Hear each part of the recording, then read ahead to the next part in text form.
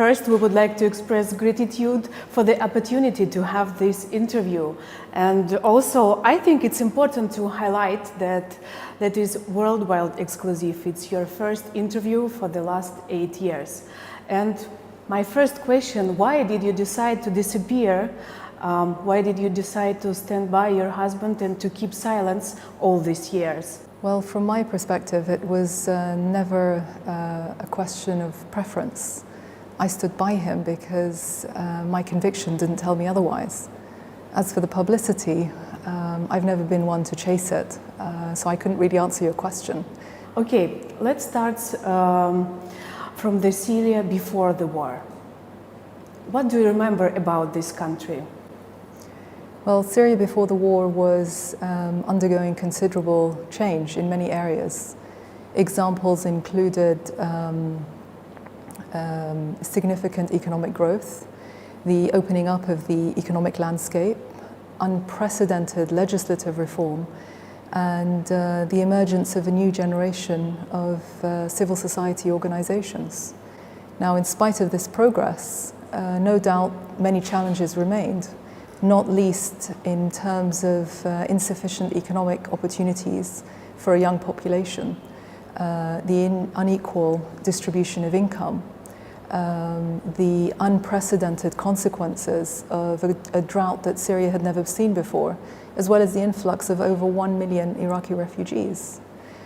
Throughout all of this, my role has always been to strengthen Syrian social fabric and support its local communities. And more specifically, this translates to promoting initiatives that encourage inclusive economic growth, primarily through microfinance initiatives, working with civil society organizations to make them stronger, and working with young people to ensure that they have the right skills and abilities and opportunities so that they can reach their full potential. Being the First Lady comes with many responsibilities. I would like to know about your goal at the beginning of this important way. Well, I'm not sure if you know, but I used to be an investment banker. I was heading to Harvard to do an MBA. So you could say that becoming First Lady was never a part of my career plan. This position doesn't come with a job description or a manual. And so I decided to approach it from a citizen's perspective. What could I do to make my country stronger and fairer? And from the very beginning, I was drawn to helping empower people that work very, very hard every day, often with limited resources, to make the best of their lives. Meeting these people, listening to their stories, and seeing for myself the difference that they make in their communities afforded me the opportunity to draw attention to their cause and help create a more enabling environment for them to thrive. You established many important programs as microfinance, as scientific Olympiad, as youth empowered. What priorities has changed? Well, my work in these development initiatives continues uninterrupted. They're very well established, and if anything, they have become more important since the beginning of the war. But of course, my priorities today are helping martyrs' families, helping injured soldiers and people that have been displaced or affected by this war. It's because of these people that Syria is standing today, and we owe it to them to honor their sacrifice. A lot of my work involves ensuring that they have the essential means to reintegrate into daily life, whether it's prosthetics for the injured, or work opportunities for widows, or dignified arrangements for the displaced. If I'm helping Syrians, then ultimately I'm helping the president as well. And what about martyrs? What is your strategy in working with such families? Anna, they've sacrificed so much. It's our duty, moral duty, to ensure that we honor their sacrifice. It's well known that you should never leave a soldier behind on the battlefield. And the Syrian army has been working tirelessly to make sure that the right mechanisms are in place and legislations have been changed so that the needs of these families are met and they are also not left behind. My meetings with these families are in the aim of ensuring that these systems are accommodating and responsive to their needs. On a personal level, I'm humbled by their determination, their resilience, and their love of Syria. They are my biggest source of strength and hope for the future. But why you would like this work seems to be disappear on the worldwide? I mean, newspapers, channels, they do not speak about your charity or what you are doing today. I think that's a question you have to ask them. And that's the reason we are here. So we spent a week with you, working hard, and we saw you during meeting with different peoples. Let's start from your visit in hospital. What do you feel deeply inside when you are meeting with wounded soldiers? I could tell you that I feel pain and sadness, but a lot of other people would say that as well. I think what's more important is what we do with our feelings, how we can channel those feelings into initiatives that can help these soldiers or victims rebuild their lives. So what's more important is what I'm doing rather than how I'm feeling. And do you remember the story about the woman and his son? He's paralyzed. What do you feel talking with his mother? What do you able to confirm her? Again, what's important, I think, is that the social structures, whether it's medical, psychological, or economic, are in place to be able to help these people. That's what they're looking for. They're not looking for kind words or a pat on the back. They need real help to be able to rebuild their lives, and that's where my work focuses. And what do you feel when you hear such an answer? I have no pain, I have no future, I have no motivation to continue living. Or, excuse me, I was shocked by the answer when the man told you, I have no opportunity to buy even a chicken for my family. Unfortunately, that's not the only case. As much as our soldiers believe in what they're fighting for and why, even the strongest spirits find it difficult to suddenly adjust to having to be completely dependent on somebody else. They have sacrificed so much, and it's our duty to deliberately honor them and make sure that they are taken care of. And it's for that reason we have dedicated teams of professionals that reach out to soldiers and their families and work tirelessly to make sure that the structures are in place. As I said, the economic, psychological, and medical structures are in place to help them rebuild their lives. Despite the challenges, and there are many, slowly but surely, these brave soldiers are finding their way again. They're contributing to society and even starting families. And in these troubled times, there are beacons of hope for all of us. You take a great responsibility because you have, I don't know, thousands of requests, and you promise to everyone to do everything the best of you. Why? It seems to be impossible to help each person, to help each wounded soldier or displaced or family who has kidnapped. You heard the stories as well as I did. Could you ignore them? That's impossible. In Syria, we believe in honoring our word. This is very important.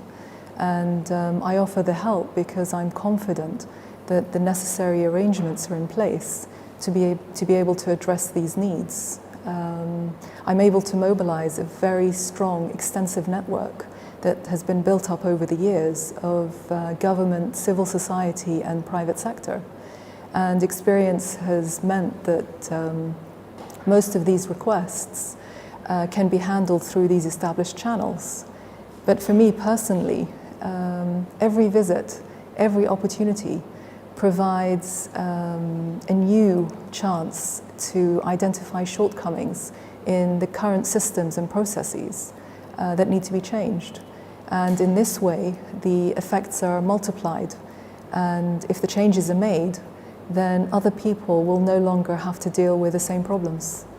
And how do you control your team to make this request become true? Well, as I said, first of all, in Syria, our word is our honor, and this is very important. And obviously, the people that work with me share this belief and work within this conviction. Beyond that, I'm a very firm believer in systems, in institutional frameworks that ensure that responsibilities are clear and targets are clearly identified. And by the way, Syria is a small society, and so there have been many times when I have met the same people again. So there's always a way of checking. And what results do you proud of now, by now? Tell you I'm proud would mean that I'm finished, I'm done. The work has been completed and Syria is prosperous. So, and clearly that is not the case. There is still so much more that needs to be done. Maybe one day when Syria is safe again, is prosperous again, you can ask me that question. I think it's very important that people feel free to ask something. And they really do believe that their dreams or their wants comes true. They are not afraid to ask you because you are First Lady. And can you give me your recipe? How do you ask them to ask you something when they don't like to ask? And maybe they feel confused or not confused, they feel nervous about asking something. Human dignity is very important. And as much as possible, I try to make sure that people are not embarrassed or offended in any encounter that we have. And so I'm proactively always asking what it is that I can do to help and how can I help alleviate some of their hardships. And I always say to them, you're not asking, I'm the one who's asking. It's my job to ask. It's my duty to ask. And in that way, I hope that I can encourage them or help them to be more forthcoming. And the following question about safety. So we accompanied you in Syrian Trust in Development, and we also accompanied you on the way to this center, and you drive by yourself. Why do you allow this risk? Very simply, I refuse to live in fear, Anna. Everybody in Syria, you could say, is at risk today. So why should I be any different? More importantly, how can I encourage people to continue living their lives, going to work and sending their children to school, if I don't do the same? That would be hypocritical. But to be honest, the greater risk for me personally is to be isolated from day-to-day life, because ultimately there is no substitute for being directly engaged on the ground. And your way to Australia? We know that one piece of this route was greatly dangerous because from the one side there was territory that is under Daesh control, from the other side they're also under terror control. So why? For us it's incredibly that you drove. I saw by my eyes you drove alone in your car. I do appreciate your concern, but from my perspective, these are Syrian women, mothers and daughters, each in their own way trying to deal with the hardships that have been brought about by this war. And crisis or no crisis, my interest is always to extend help to those who need it. And this is a priority above all other considerations. I continue to insist that I remain as accessible and approachable as possible because, again, there is no replacement for human interaction. It's how I learn and it's how I'm able to make a difference. You're constantly exploring the country despite this risk, and you met with the people a lot. And what mood do you meet? What do they talk about? What do they ask you? Conversations vary. There are stories of courage and resilience, stories of tragedy and hope, but always, the bigger question on everybody's mind is when will Syria be safe again? When can we go home? Since the first meeting with Mr. President and after all these years you are together, is he the same person as you once decided to marry? In many ways, yes. He is the same person I met before he became president. He's very calm. He's very thoughtful and always polite. But probably one of the best things about him is that he is so easy to talk to. You can talk to him about anything and everything, and that's great. And how does difficult military tasks or other difficulties of nowadays influenced him? Well, of course, the responsibilities are much greater than before. The burden is tremendous. And that is where all his energy is focused and the majority of his time. But one of the things I admire as well about him is that despite these burdens and the demanding schedule that he has, he always tries to make some time for his family, especially our 3 young children. He takes his role as a father very seriously. He's a very giving man. Mm-hmm. And what about you? What principally changed in you during these difficult times? I'm no different to many other people in Syria, Anna.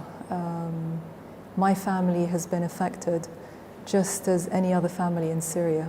We are constantly moved and saddened by the tragedies that this country faces on a daily basis. And after 5 years of war, I think it goes without saying that in every home in Syria, there is a sadness that pervades, and ours is no different.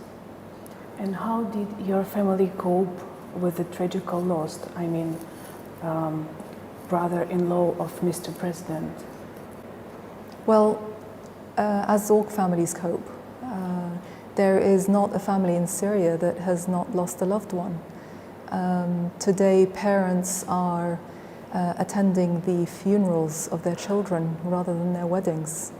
Grandparents are having to come out of retirement to help care for their grandchildren. And the number of single-parent families multiplies every single day.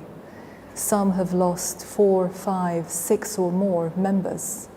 And that is a huge burden on the whole of society. So when you put our loss into perspective, it's by no means unique, and it doesn't deserve to be singled out. We cope. How do other people cope? We persevere, we continue. Okay, the day when the Ministry of Defense was attacked, do you remember this day? Both you and Mr. President continue with your agenda, and what was more surprisingly for us, that you take your children to the school. Why? It's once again I have to ask the question about the risk. The incident you refer to was in 2012, so quite early on in the crisis. At the time, my eldest was 10 and the youngest was no more than 7. So understandably, they were all frightened. The sound of gunfire was very close by. But the morning of that attack, I knew that this was going to be one of the most profound moments of their childhood. My instinct at the time, and I remember the day very vividly, as if it was yesterday. My instinct at the time was definitely not to run or to hide. And when I called the school and was told that they were open as usual, the decision was made. As I was walking my children to school, my youngest asked me whether I loved him. But let me tell you that I walked my children to school that day, not because I wanted to put them at risk, but because I wanted them to know what it meant to face down their fears and stand up for their convictions.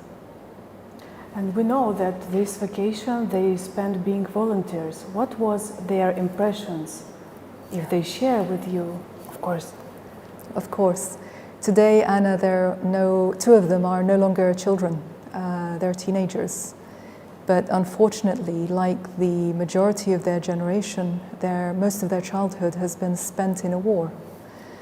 This has forced them to grow up too quickly. But I like to feel that it's also helped them appreciate what really matters in life.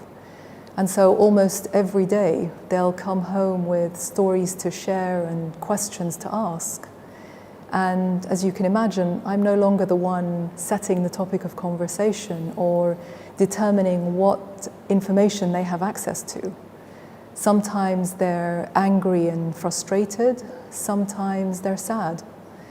I believe it's my role as a mother to help them develop the skills that they'll need to formulate their own opinions and navigate the world around them, as opposed to telling them what they should be thinking or how they should be feeling.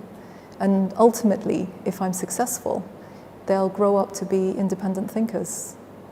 And how did sanctions influence, first of all, the Syrian people and you as family? Well, I don't think it's a secret to anyone that the sanctions on Syria today have affected Syrian people in very much the same way as the sanctions in the 90s affected socially, seriously, and mortally the Iraqi people. The only difference is that today nobody can claim, and especially those that enforce the sanctions, they cannot claim that they did not foresee the consequences on ordinary Syrian people. You have to ask yourself, where is the benefit of sanctioning basic food commodities? Where is the benefit of blocking vital access to medicines and healthcare equipment? Only a few days ago, I met with an old man who had just been diagnosed with cancer. And he was worried that he was not able to get the treatment that he needed because the chemotherapy was no longer available. That's what these sanctions are doing to ordinary people.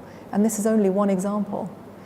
In fact, just a few weeks ago, I think it was actually last week, the UN released a report that cited the significant increase in poverty and the unmeasurable suffering to ordinary Syrians as a result of these sanctions. What's most ironic is that they were imposed by the so-called Friends of Syria. What this report doesn't tell us, Anna, is that the situation would have been much, much harder had it not been for Syria's true friends who have stepped in and helped offset some of the political and economic consequences of these sanctions. And in this regard, Russia has been tremendous. It has and continues to provide invaluable humanitarian and economic assistance to Syria. And it's these noble efforts that have helped loosen the chokehold on ordinary Syrians. And this is something we'll never forget. I think as for the sanctions targeting me specifically, They are, I don't think they are significant, especially when you put things into perspective. So let's continue with the humanitarian issues. Can you describe the situation? Because we have very controversial information, for example, about the situation around Aleppo. Much has been said about the humanitarian situation in Syria, but in truth, the severity of the situation is beyond comprehension. The displacement, the poverty, the sickness, the suffering is possibly unprecedented. Ironically, Western media organizations have chosen to solely focus on the plight of refugees and those caught up in rebel-held areas, whereas in fact the vast majority of people displaced are living across the rest of the country. And these people, as much as anybody else, matter. And nobody has the right to dehumanize them based on the lines of a map. Now, in terms of our aid efforts, we are of course extending emergency humanitarian assistance, but there's also an urgent need to restore people's ability to access public services. And this is very, very important. Beyond this, there are programs that are in place that offer psychosocial services, vocational training, and small interest-free loans.